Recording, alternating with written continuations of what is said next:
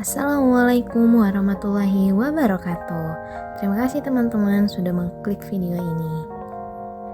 Video ini adalah salah satu output dari mata kuliah pemahaman tentang peserta didik dan pembelajarannya dalam rangka tugas UTS.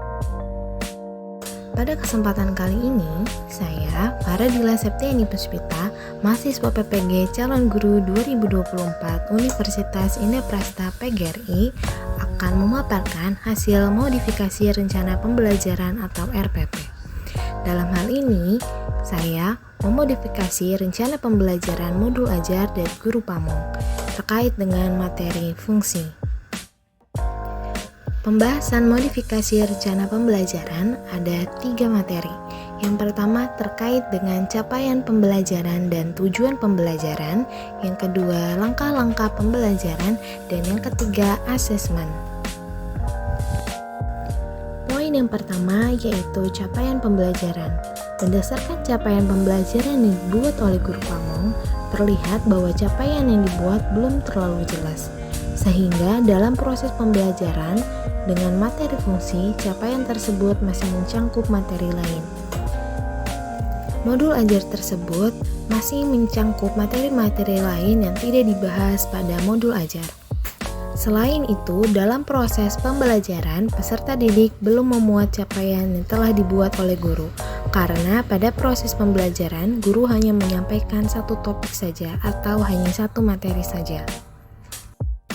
Modifikasi yang saya buat dari capaian pembelajaran, contohnya terkait dengan topik fungsi, yakni capaian pembelajarannya, peserta didik dapat mengenal berbagai fungsi, termasuk fungsi rasional, fungsi akar, fungsi eksponensial, fungsi logaritma, fungsi mutlak, dan menggunakannya untuk memodelkan berbagai fenomena.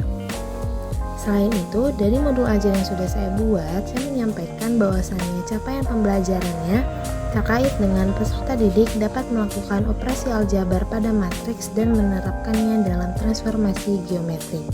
Karena modul ajar yang saya buat, topiknya terkait dengan transformasi geometri. Selanjutnya adalah tujuan pembelajaran. Tujuan pembelajaran yang dapat dilihat dari modul pertemuan pertama, yakni menjelaskan definisi fungsi rasional, fungsi nilai mutlak, fungsi akar, fungsi eksponen, fungsi logaritma, dan fungsi trigonometri. Tujuan pembelajaran tersebut dibuat dengan menggabungkan dengan materi-materi lain seperti fungsi rasional dan fungsi nilai mutlak yang dijadikan pada satu kali pertemuan. Selain itu, tujuan tersebut tidak sesuai dengan proses pembelajaran yang memiliki tujuan untuk satu materi dengan membahas nilai mutlak pada pertemuan pertama dan fungsi trigonometri untuk pertemuan selanjutnya. Namun, pada tujuan pembelajaran yang dibuat, itu memenuhi untuk pertemuan satu saja.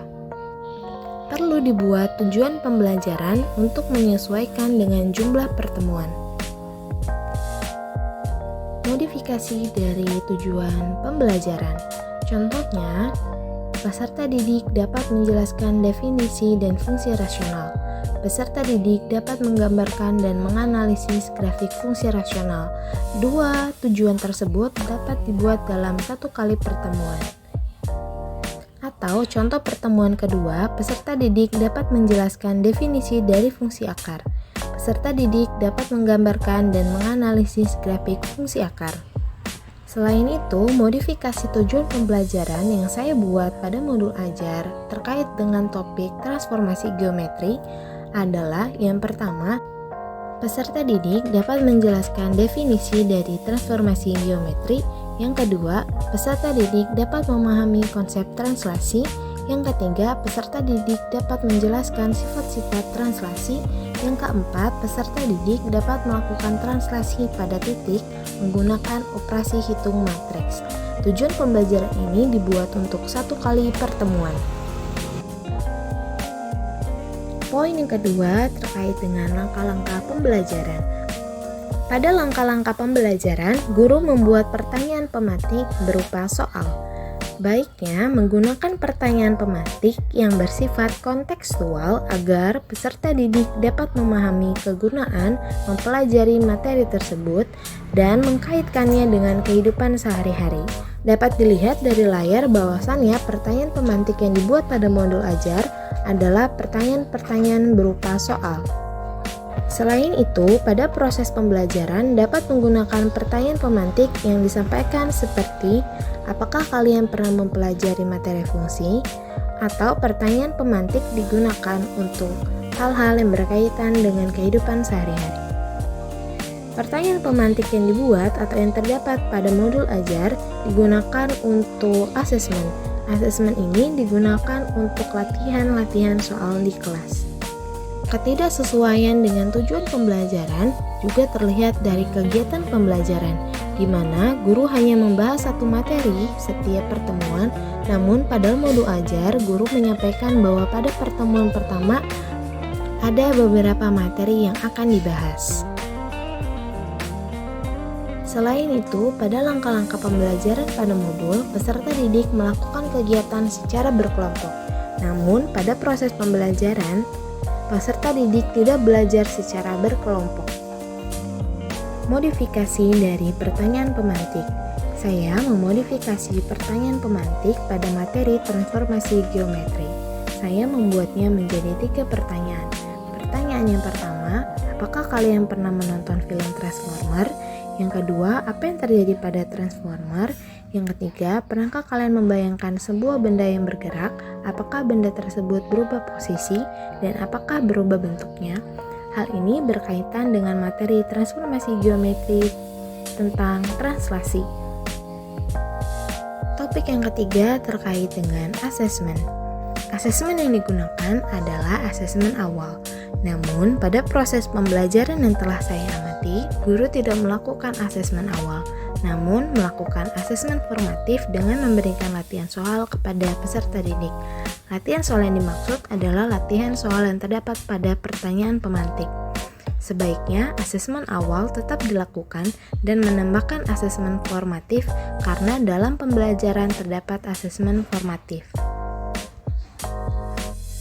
Modifikasi dari asesmen. Asesmen yang saya buat sesuai dengan tujuan pembelajaran dan merupakan jenis asesmen formatif materi transformasi geometri.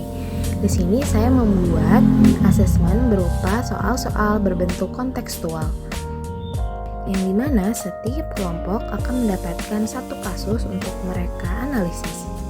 Kelompok yang saya buat berdasarkan hasil dari asesmen awal terkait dengan gaya belajar peserta didik.